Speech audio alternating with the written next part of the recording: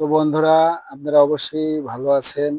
তো আজকে আপনাদের সামনে একটা নতুন ভিডিও নিয়ে আসলাম। দেখেন, আমরা টেকনিশিয়ান ভাইরা অনেক কষ্ট করে টাকা দিয়ে ইনভেস্ট করে ফোনের ডিসপ্লে লাগায় রাখি। তো কাস্টমার যখন না আসে, 1 মাস 2 মাস 3 মাস যখন না আসে, তখন কেমনটা লাগে বলেন?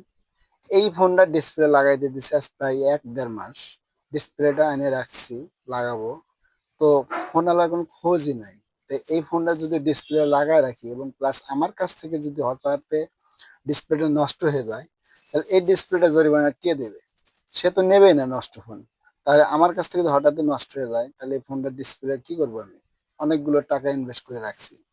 তো আপনারা ফোন টেকনিশিয়ান ভাইরা যারা ফোন নিবেন, একটা লিখিত নিয়ে নেবেন যে আপনার ফোনটা 1 মাস কি 2 মাস, এটা একটা ওয়ারেন্টি দিয়ে নেবেন যে এর মধ্যে ফোনটা নিলে নিবেন, আর না হলে পরে পড়তে পাবেন না।